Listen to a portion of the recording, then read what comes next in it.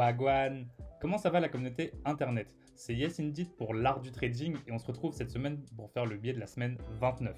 Comme tu le sais, c'est très important de faire son biais avant chaque début de semaine et ici c'est de ça dont on parle. On parle des temps forts de la semaine, de la narration et des niveaux clés du price action. Donc c'est parti pour la partie 1 de cette vidéo, à savoir les annonces économiques. Comme tu le sais, tout ce que je te présente ici c'est toujours en New York Time. Donc c'est important que tu te mettes à l'heure sur le bon fuseau horaire.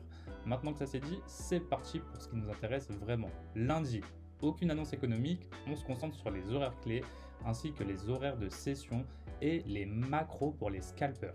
Mardi, on entre dans le vif du sujet, on a le CPI, indice de prix à la consommation, donc IPC en français. Donc le CPI MM, c'est la variation générale des prix à la consommation sur le mois. Tu l'auras compris, le Y, c'est sur l'année. Et le core CPI, c'est les variations de prix à la consommation hors énergie et hors alimentation. Donc ça va être très très important, il faut faire attention, ça peut manipuler et être volatile très très fort. Ok. Ensuite, on en a un qui est medium impact mais qui a toute son importance, à savoir Empire State Manufacturing Index. C'est un indicateur de l'activité manufacturière dans l'État de New York. Et ça reste très important, notamment à cause de la politique de Trump. Donc le lendemain, qu'est-ce qu'on a? À 8h30, on a quelque chose qui est quand même important, c'est le cousin du CPI, on a le PPI. Et le PPI, c'est le Producer Price Index, et donc là, on ne parle pas des prix à la consommation, on parle plutôt des prix à la production. Évolution globale des prix à la production sert à anticiper l'inflation en amont. Qu'est-ce qu'on a le jeudi? 8h30, on a le Core Retail Sale et le Retail Sale ainsi que Unemployment Claim. Ça va être important parce que c'est les chiffres des ventes au détail hors automobile en ce qui concerne le Core Retail, et pour le Retail Sale, c'est l'indicateur de la consommation globale des ménages. Unemployment Claim, on sait, c'est les allocations chômage, donc ça change pas. Et là, on a exactement la même annonce que le jour précédent, Philly Fed Manufacturing Index, qui mesure l'activité manufacturière de la région de Philadelphie. Donc exactement la même chose que ce qu'on a eu ici et exactement le même raisonnement sur les frais de douane. Vendredi, on a des préliminaires en ce qui concerne le sentiment du consommateur pour le mois, et on a un préliminaire aussi pour l'anticipation de l'inflation par les consommateurs. Donc ça, c'est très important, même si c'est orange et medium impact, ça peut être très important parce qu'au moment ça bouge pas mal aux États-Unis. Donc petit résumé, ce qui est important, c'est tout ce qui va être indice de prix à la consommation, indice de prix à la production, ainsi que les ventes au détail concernant les frais de douane que Trump aime mettre en place en ce moment. Maintenant, on va faire un petit point macro et géo. Ça reste quelque chose qui est important, c'est pas le plus important, mais ça reste important de comprendre un petit peu la psychologie du marché aux États-Unis, notamment à travers la politique interne et externe des États-Unis, parce que ça peut influencer grandement sur le price action. Donc c'est parti. Qu'est-ce qu'on a? On a une politique intérieure où Trump appuie et Powell serre les dents. Trump est en mode victoire totale. Le Nasdaq, les cryptos, Nvidia, tout de moon. Il balance, il y a zéro inflation, on encaisse des milliards, faut baisser les taux maintenant. Mais derrière, l'ambiance est moins rose. La Fed claque 2,5 milliards pour faire son QG. Donc on refait un petit peu tout ce qui concerne la Fed à l'intérieur, à l'extérieur, etc., etc. On est en mode redécoration. Les gars de Trump hurlent à l'abus de pouvoir et ils accusent Powell d'avoir modifié les plans sans feu vert officiels de Washington. Et si c'est validé, ça pourrait lui coller une faute grave et justifier son dégagement. D'après certaines sources bien alliées pro-Trump, Powell réfléchit à démissionner. Donc là, on voit que Trump, il lui travaille au corps, mais bien comme il faut, et on va voir s'il va céder. Objectif de Trump, placer quelqu'un à la Fed avant les élections de novembre 2025 pour avoir un vrai bouton rouge sur les taux qu'il aimerait baisser. Il n'arrête pas de dire ça depuis des semaines. Est-ce que le gouvernement Trump va réussir à punir Powell? On va voir.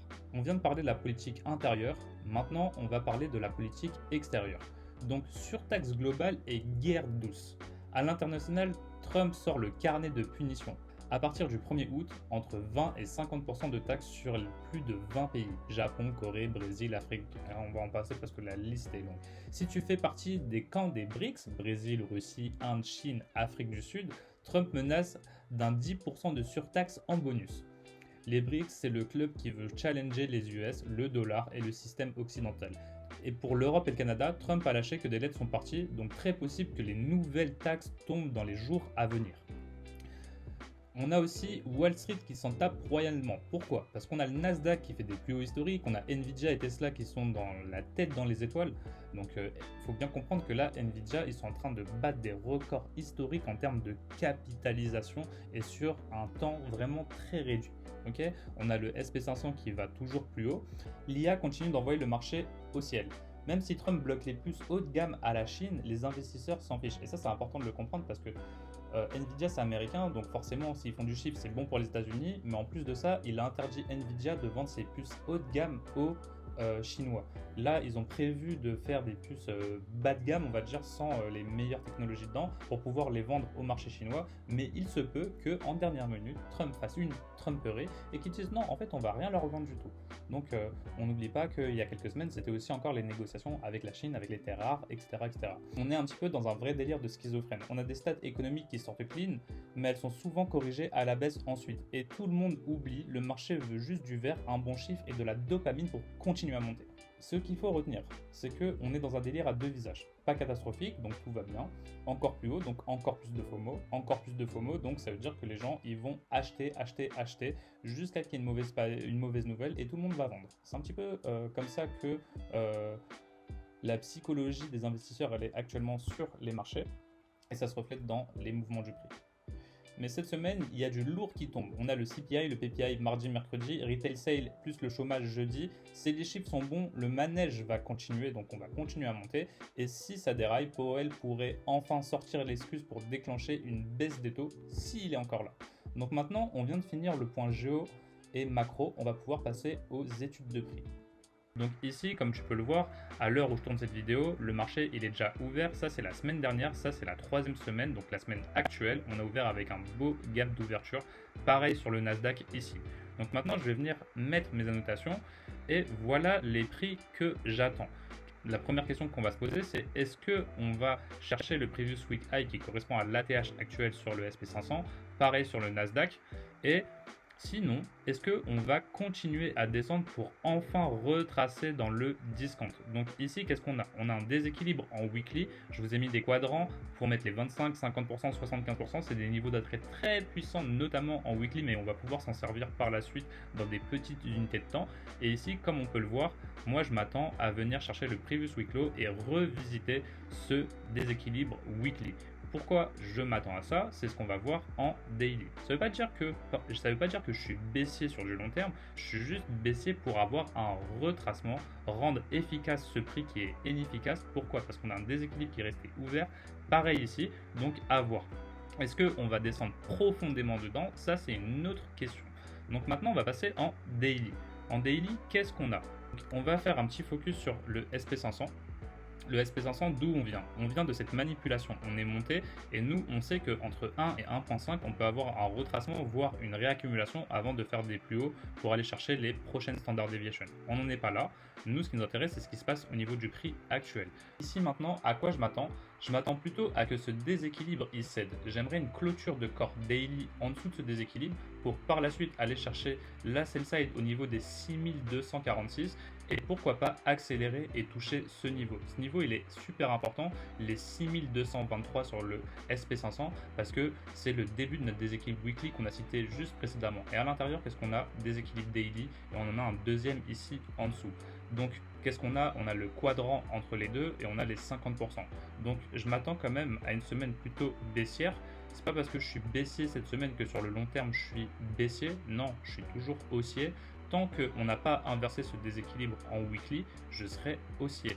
Donc qu'est-ce qui inverserait ce déséquilibre en weekly? C'est qu'on ait une semaine complètement baissière et qu'on ait une clôture de corps sous ce niveau orange.